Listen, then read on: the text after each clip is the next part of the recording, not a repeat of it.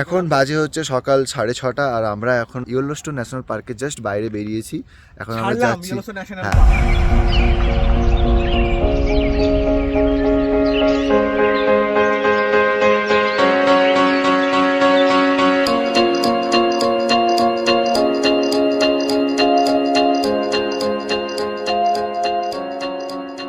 খিদেতে এমন সব পাগল হয়ে গেছে যে সব দৌড়চ্ছে। মাঝখানে একটা ড্যাম ছিল, সেটা না দেখে এরা দৌড়ে পালাচ্ছে। এখন খাবে শরীর চলছে না, গরম কিছু না খেলে শরীর চলছে না।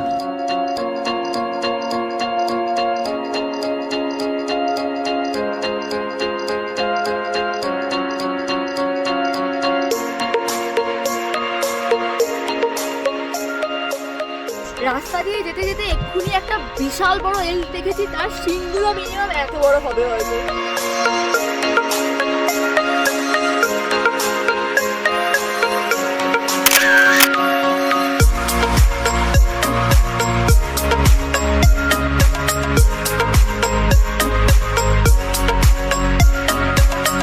এখানে আছে বিয়ারের সিম্বল সব জায়গাতেই কি দরকার কি বাবা, আমি যাব না, আমি গাড়িতে বসছি।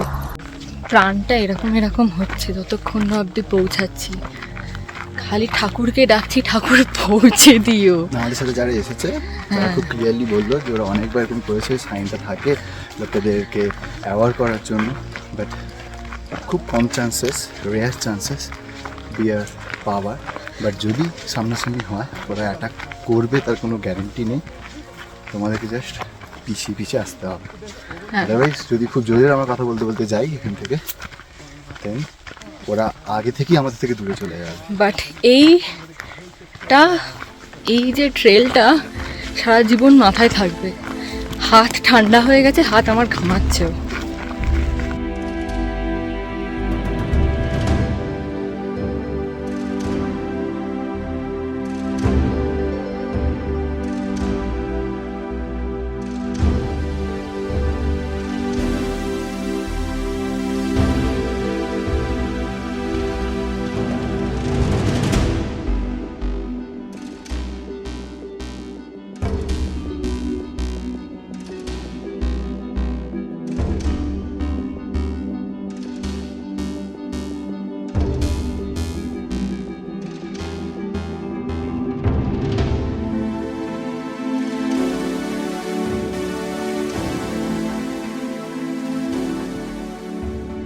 আমরা চলে এসেছি হচ্ছে এখন জেনি লেকের একটা ট্রেলে।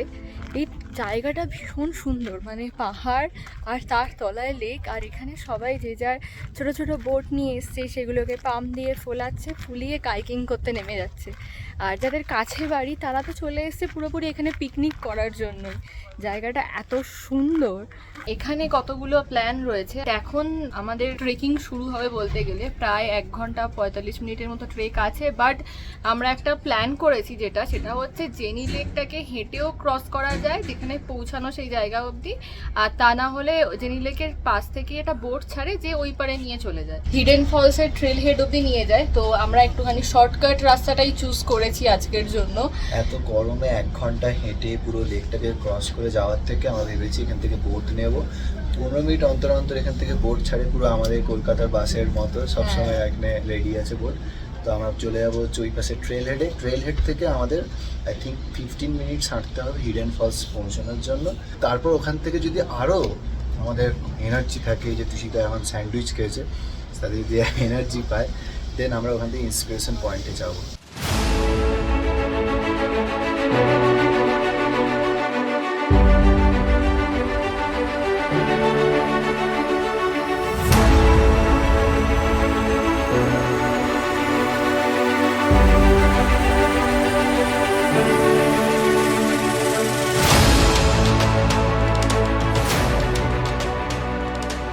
রাস্তায় এখানটায় একটা মুস চলে এসছে, মানে ওটাই আমাদের যাওয়ার রাস্তা। আর এই দিকের রাস্তা হচ্ছে এইটা।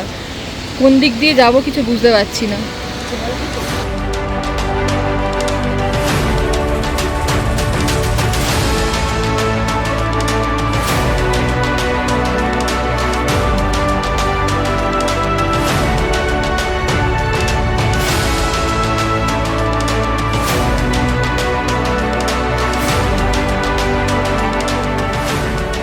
অনেকক্ষণ ধরে হাঁটাহাঁটি করার পর আমরা ভাবছিলাম যে আমরা ইন্সপায়ার্ড হয়ে ইন্সপিরেশন পয়েন্টে পৌঁছবো, বাট তা আমাদের দ্বারা আর হয়নি।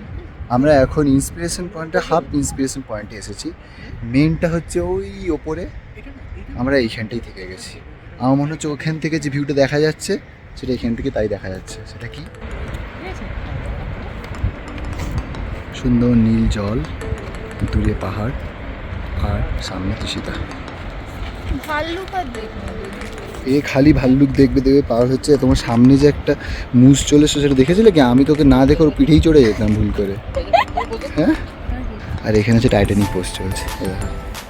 পৃথিবী জয় করার যে তুলছে তাকে দেখো। ও ফটোগ্রাফার।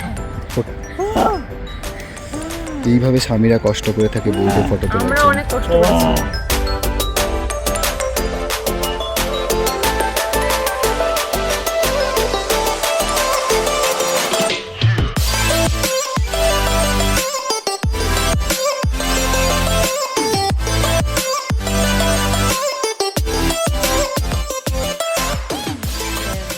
এখন আমরা চলে এসেছি আমাদের নেক্সট হোটেলে, যেটা হচ্ছে হ্যাচেট রিসর্ট।